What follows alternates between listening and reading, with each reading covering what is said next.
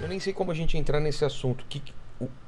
Porque... Não, porque assim, só pra resumir, ver se todo mundo entendeu. Por que eu expliquei tudo isso? Pra mostrar por que esse território é importante pra Rússia. Como ao longo do tempo, não, pra mim essa tá briga, muito claro, essa briga sempre existiu. E na verdade, essa briga não é só entre a ideia de Rússia e Estados Unidos ou Europa e Estados Unidos, mas numa escala ainda maior, num tabuleiro de war ainda maior, é uma disputa entre a potência continental, a maior potência continental e a maior potência marítima da história. Continua sendo a disputa por isso. A disputa por isso e aquela... Essa daqui é a maior potência do mundo? Não, a China é maior que a Rússia. É isso que eu ia falar, porque a gente tá falando dos Estados Unidos e Rússia, mas tem um terceiro player aqui... Que é maior que a Rússia. É? Muito maior. Mas a preocupação, dentro dessa mesma lógica, desse tabuleiro do continental e do marítimo, é a China está recriando a sua antiga Rota da Seda. Belt and Road Initiative. Que é um projeto que antes a China se conectava do mundo por dentro.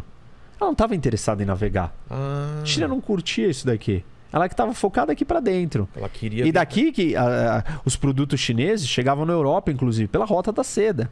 A China está recriando tudo isso daqui. Qual que é essa rota?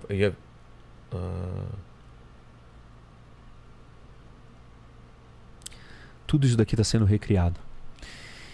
E ao a China recriar isso, ela está se caminhando para o Heartland. Exato. Ou querendo dominar a Ilha Mundo. E se ela fizer isso, ela também vai ter uma riqueza muito grande. Só que a diferença da China é que ela é uma força híbrida. Ela é uma potência continental e ela tem a capacidade de ser uma potência marítima porque ela tem uma costa muito grande. Ela não é uma ilha como isso daqui. Ou isso daqui, ou até isso daqui. Mas ela tem um acesso ao mar real, que é um grande oceano. Que a Rússia, no seu melhor momento, não teve acesso aos grandes oceanos, não teve acesso ao Pacífico, ao Índico ou ao Atlântico. Essa parte não congela, né? Não congela. Agora, daqui congela, além de congelar, eu nem comentei isso. Repara que tem um cerco aqui, ó. Tá vendo? O Japão, o contorno do Japão e a Península Coreana, fazendo isso daqui é um negócio altamente fechável. Você cria um bloqueio aqui, impede, acabou. E fora que isso daqui está localizado do lado do nada.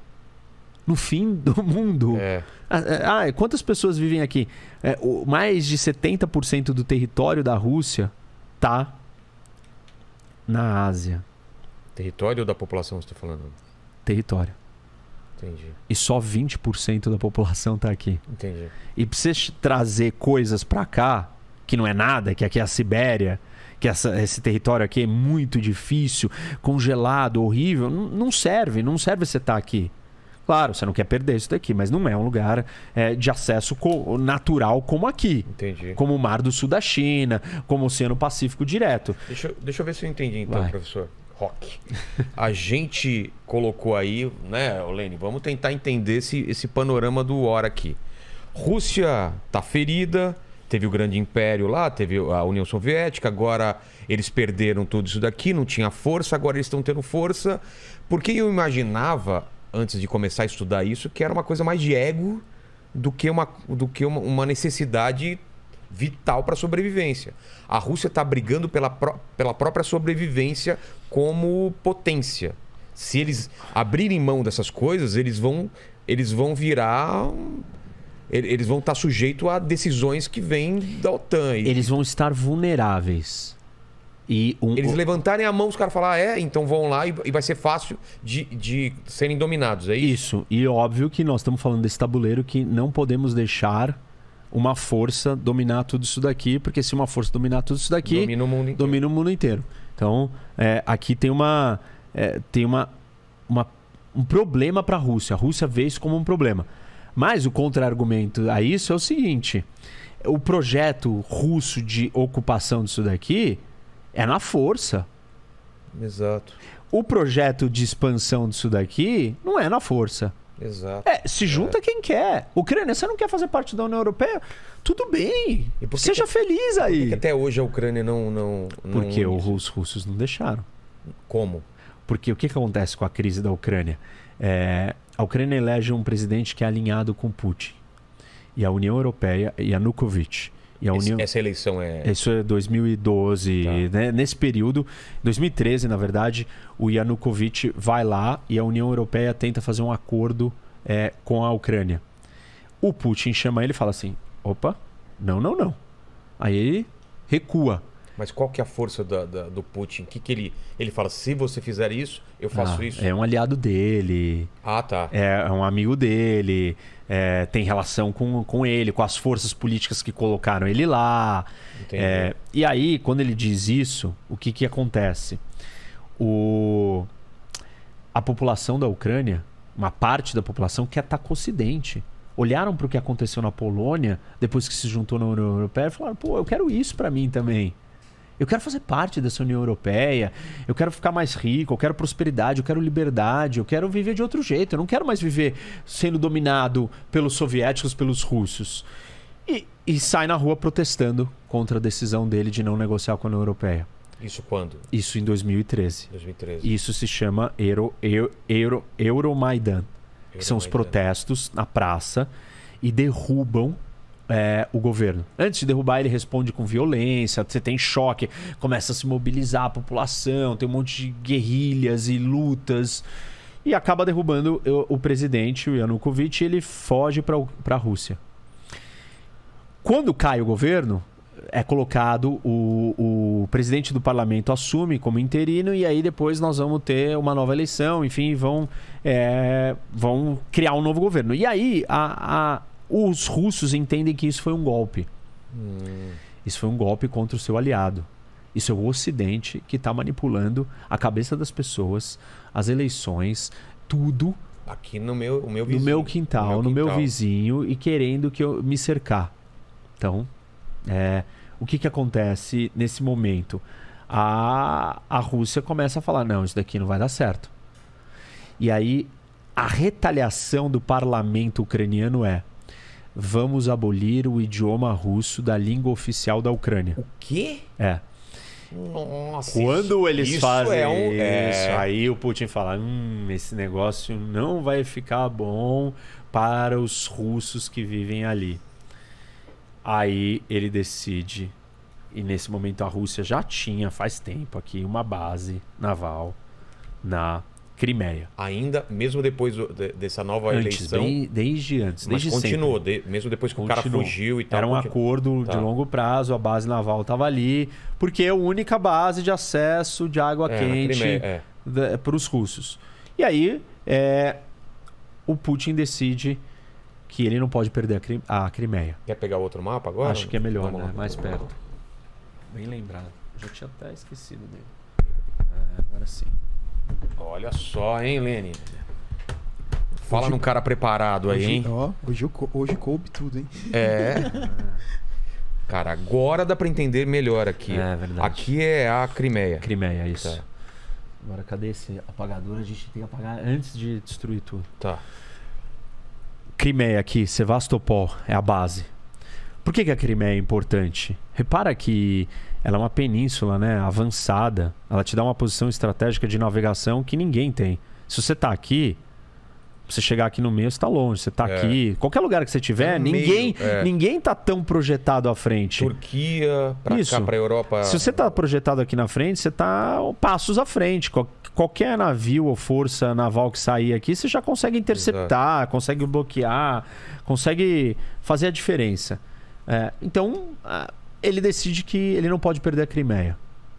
Por essa razão de ser um lugar estratégico para acessar o mundo naval. Porque a Rússia não tem acesso naval ao mundo direito.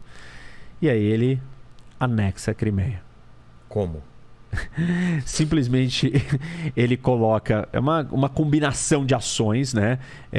Ele nomeia um prefeito da cidade, um cidadão russo. Aí tem milícias, que são soldados russos que não estão usando uniforme russo, dão suporte. Tem uma base naval russa que os soldados saem com tanques ou veículos blindados nas cidades. E eles fazem um referendo com a população.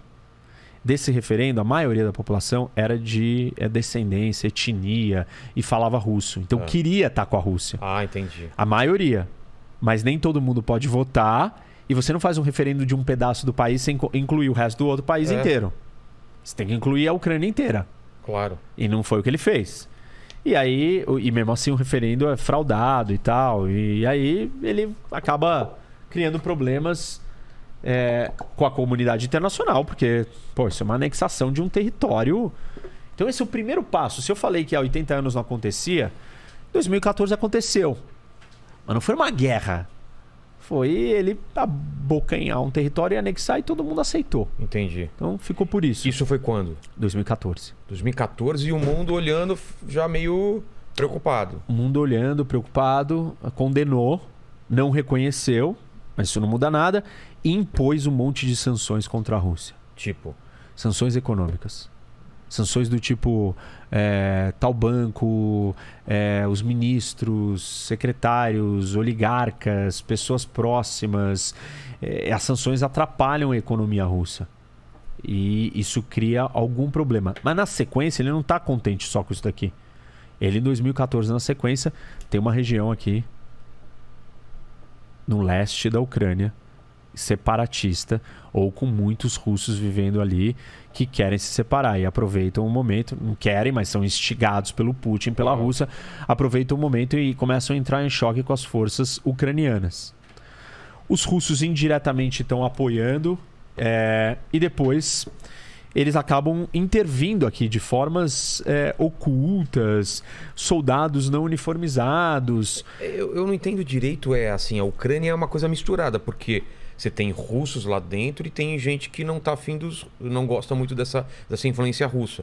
Então, o exército da Ucrânia é coeso ou mesmo dentro dele tem... Não. Bom, ele é coeso porque eles são com ucranianos que defendem e percebem a sua identidade nacional ucraniana. Entendi. Existem soldados e militares ucranianos que desertam no meio dessa história toda? Vários. Ah, tá. O general aqui da Crimeia, quando a Rússia anexou, ele mudou de lado. Os russos viraram e falaram para ele: olha, te pago mais e te dou passaporte e cidadania russa. Ele falou: tá bom. Beleza. E vários fizeram isso. Entendi. E os russos incentivam eles a fazerem isso. Por que tem russo em todos esses lugares? Por causa da Guerra Fria da União Soviética, que ocupou todos esses territórios. Desde aquela época. Os soviéticos, eles planejaram a inserção de russos em todos esses lugares para fragmentar, para enfraquecer, para ter um olhar deles ali dentro. Tiraram gente daqui. Os russos tiraram o povo tártaro, que são povos de origem turca, muçulmana, da Crimeia. Quando eles anexam a Crimeia lá atrás, em 1700 e pouco, eles já retiram o povo original daqui. Então isso acontece, essas engenharias sociais acontecem ao longo de todo o território. Eles mudam as fronteiras. Ele pegou a Crimeia e deu para a Ucrânia. Colocou na Ucrânia, porque a Ucrânia era parte da União Soviética. Então tanto fazia estar na Ucrânia ou estar com a Rússia. Entendi. Aí quando veio a independência, ele falou: não, mas a Crimeia era minha antes. Mas bom, agora já era, você perdeu. Bom, mas aí começa o problema aqui nessa região. Essa região separatista, ela tá querendo se juntar à Rússia. E aí, desde 2014, os confrontos continuam. O episódio mais marcante, talvez, que chamou a atenção do mundo para isso, foi quando o avião da Malaysian Airlines, lembra? Foi abatido e caiu. Aliás, eu estava em Moscou quando isso aconteceu. E eu até dei várias entrevistas. Fazendo lá, velho? Tava visitando. Tá. Mas aí aconteceu um negócio. Nossa. Eu entrei ao vivo em todos os veículos. Eu entrei transmitindo o que estava acontecendo ali. Abateram e derrubaram o avião. E quem que derrubou? Armamento russo na mão desses rebeldes que são ucranianos, que falam russo, de etnia russa, ligados com os russos, que queriam fazer parte, queriam pegar esse território deles e se juntar com a Rússia, estimulados e incentivados pelo Putin, pela Rússia. O que acontece? Isso daqui fica desse jeito. A Rússia dominou a Crimeia. Aqui não evolui, mas quem tem controle do território são os separatistas, né? E aí, de repente, em abril do ano passado, o Putin começa a trazer soldados para a fronteira. Fazer as tais manobras os exercícios militares? Ele tira do resto das outras fronteiras? Tira aqui até da Sibéria e traz gente pra cá. Aliás, dado interessante.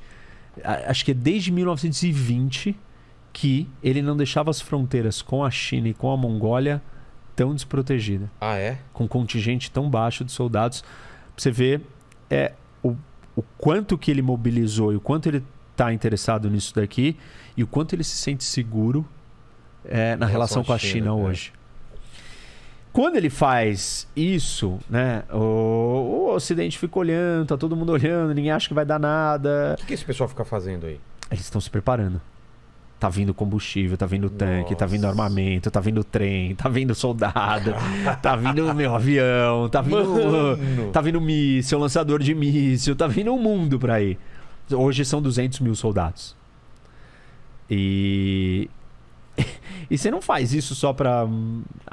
deixa eu dar uma ameaça, deixa eu dar um susto no mundo. Não o Putin. Ele não é esse cara. Não, porque ele entende como que funciona a política internacional. Ele sabe que se você blefar e não entregar, você vai ser visto como uma pessoa fraca. Entendi. E se você for fraco, uma das ferramentas da política internacional é a ameaça. É você virar para o outro e falar assim, olha, vai ter consequências. Que consequências? Quem é você? Ó aqui meu histórico. Ó o que eu já fiz. Entendi. Ó quais são as minhas consequências. Se os Estados Unidos ameaçam um país de algo, essa ameaça ela é crível. Por quê? Os Estados Unidos se envolve em vários conflitos e tal. Agora, se o Brasil vira para a Argentina e fala, olha, Argentina, não faça isso. Argentina, o que vai acontecer, Brasil? Você não tem histórico, você não tem credibilidade, você não faz. E o Putin entende essa lógica muito bem. Ele é um ex-KGB, né? Serviço secreto, russo, soviético. Bom, e aí o que aconteceu nos últimos dias? Essas províncias, lá em 2014, se declararam independentes. Esse pedaço aqui, que é mais ou menos o pedaço que está controlado pelos russos. Mas o tamanho do estado mesmo, ele é mais ou menos isso, vai. Tá. São 2 provincionas. Esse pedaço aqui é controlado por ucraniano. E a Ucrânia domina, tem soldados aqui e tal, e tá em confronto com esse pessoal daqui. Desde 2014, o tempo inteiro acontecendo isso. Agora o Putin virou e falou assim, tudo isso daqui é um país independente. O parlamento russo aprovou e o Putin veio a público anteontem, esses dias, e falou as regiões de Donbass, que é o nome dessas 2 regiões, Donetsk e Luhansk, são países independentes. Eu reconheço a independência deles. E eu estou enviando tropas para garantir que isso... Para manter a paz. E aí, ele já enviou as tropas? Elas já estão aqui dentro. E nessa região onde tinha ucraniano não satisfeito? Não, essa não, eles estão aqui. Estão aqui? Estão aqui. Agora, neste momento, tem muitas tropas russas aqui. Na Bielorrússia dentro da Bielorrússia. Participando de um exercício militar que está acontecendo há alguns dias, semanas. Então é amiguinha da Rússia? Mega amiga. Tá. Aliás, eu troquei, né? Eu falei que um era o Little Russians era esse e o White Russians é esse. Eu falei invertido, acho. Esse aí é Little Russian? Não, esse. Esse, tá. E aí tem um exercício militar e eles estão aqui posicionados. O maior contingente está aqui na fronteira próxima à Ucrânia. Os russos estão posicionados... Kiev está aqui, pertinho. Isso, está muito perto de Kiev. E a grande dúvida é, o Putin vai atacar Kiev? Os americanos, o serviço de inteligência americano falou, vai. Falaram que vai? Falaram. A gente está falando isso faz 2 semanas. Ele não vai se contentar com isso, ele vai atacar Kiev. Ele não parece um cara também, é o que você falou, não parece um cara que fica ameaçando e não faz. Mas aí que tá. As consequências disso é o mundo inteiro se unir contra a Rússia ou não? Depende do que você chama de se unir. Se unir é a mesma coisa que aconteceu quando a Alemanha e Japão e aconteceu aquilo lá, de ter essa consequência de eles serem tratados como o grande mal a ser combatido. Nem a Europa. Você entendeu? Entendi. Nem a Europa e nem os Estados Unidos colocarão nenhum soldado aqui para defender a Ucrânia. Por quê? Porque eles não estão preparados para entrar numa terceira guerra mundial pela Ucrânia. Basicamente isso. Eles não se prepararam durante os anos? Não, eles não querem fazer uma terceira guerra mundial pela Ucrânia. Ninguém quer? Não. Os europeus menos ainda. Eles vão assistir acontecer isso. Bom, mas isso é vão recriminar. Isso é uma repetição da história. Eles assistiram isso com Hitler. Exato. Falaram, não, mas é só aquele ali. Deixa tudo lá bem, na Polônia, né? Polônia, não, só. Aí chegou uma hora que foi tarde demais. E o Putin, então, ele espera que isso aconteça, que não tem uma reação. Ele tem certeza que não vai ter. Ele tem certeza. Tem certeza. E ele tá certo. Mas não haverá uma reação militar do Ocidente para proteger a Ucrânia. O que o Ocidente vai fazer? Dar armas. Já está dando, desde 2017. Para ucranianos? Para a Ucrânia. Nossa. Está dando armas para os ucranianos se defenderem. Quem que está desesperado aqui? Quem que você acha que está desesperado nessa história? A Polônia de novo. Isso. É óbvio. Todos os países, esses três aqui, Estônia, Letônia, Lituânia, estão desesperados.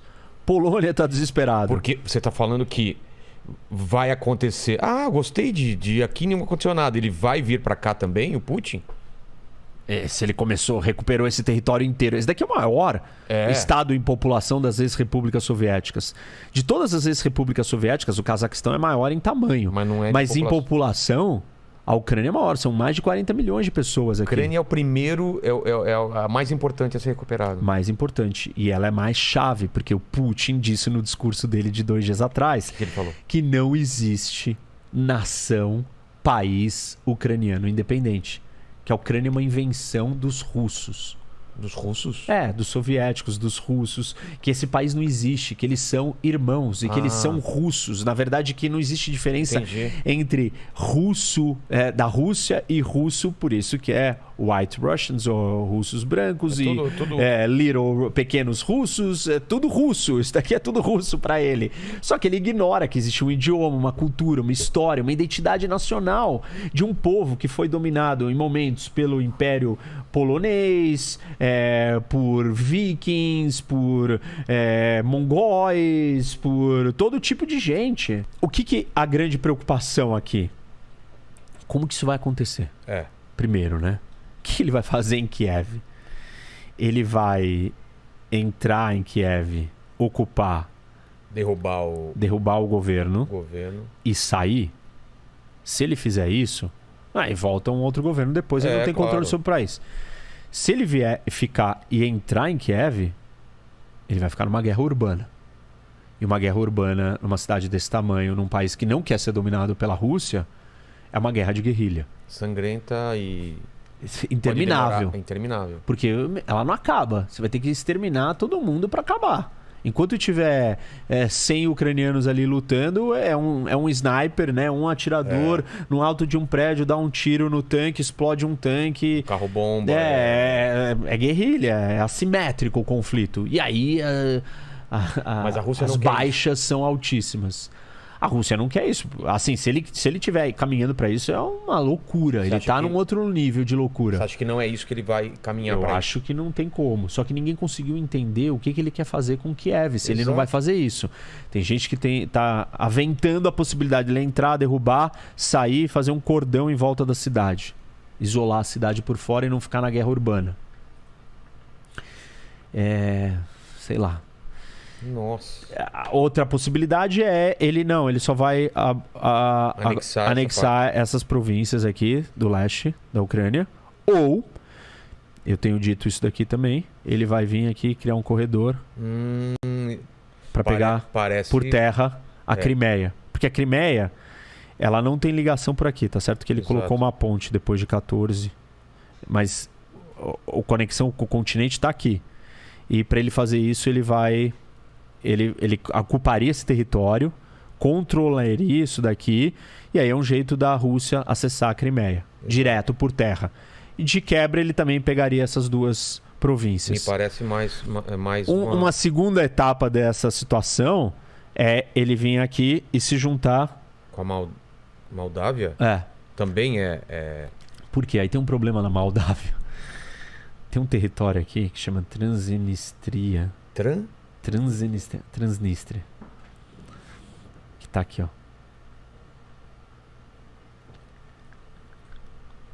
Que é ocupado pelos russos. Fronteira com a Ucrânia. Que teve uma disputa dentro da Moldávia, os russos entraram, ajudaram os separatistas, ocuparam, então tem tropas lá.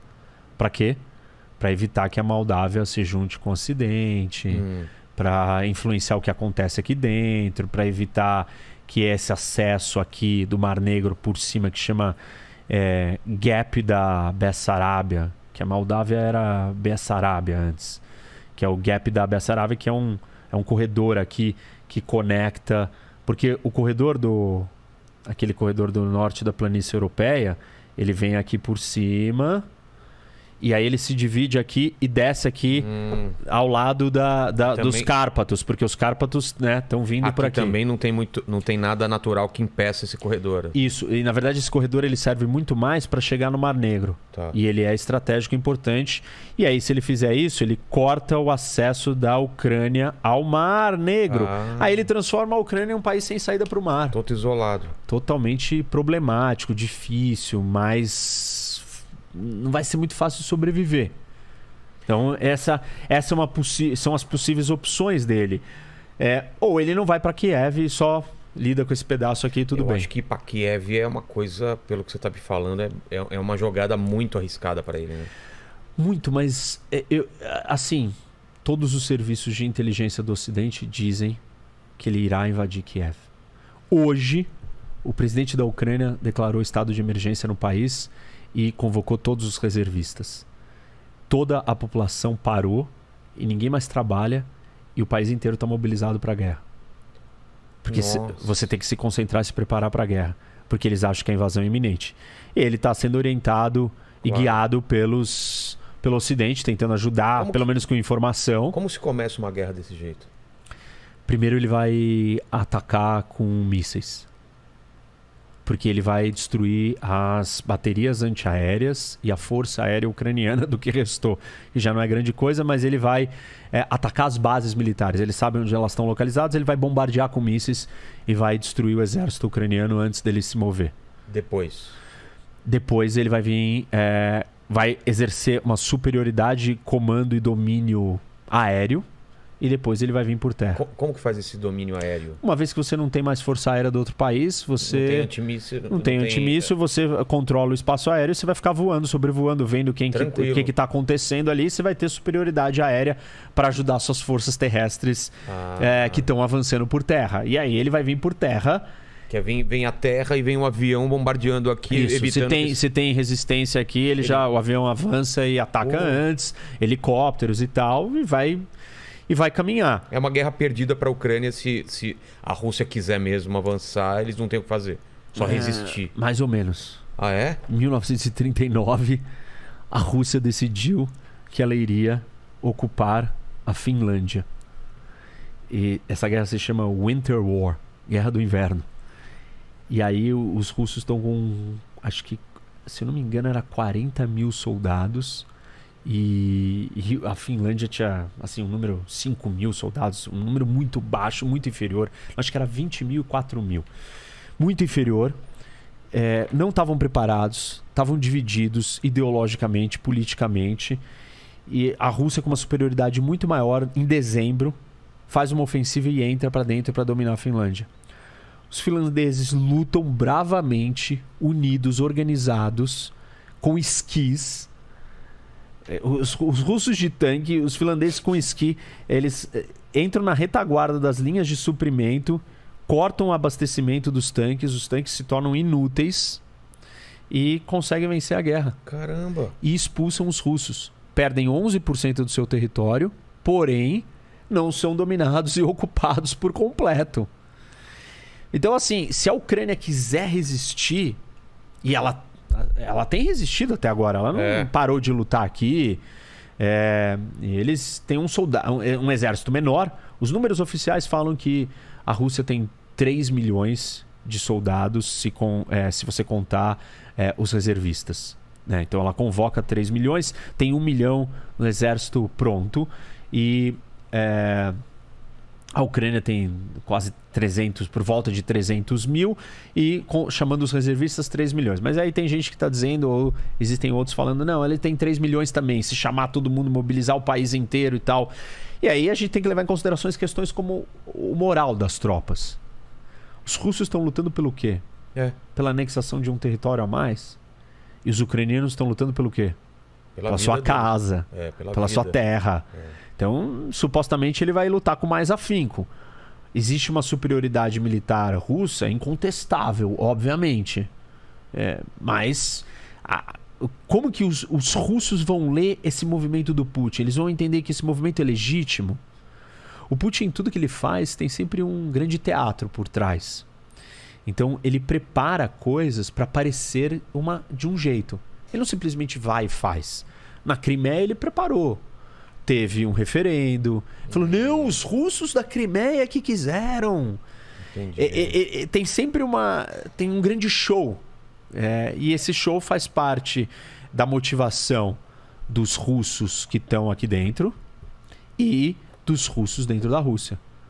Para criar as razões pelas quais ele está fazendo isso. Entendi. E o Ocidente tem falado que ele está preparando, né? Ações fictícias para dizer. Muitas das coisas já aconteceram aqui. Ele disse que encontrou uma cova com vários ucranianos russos mortos e que aconteceu um genocídio.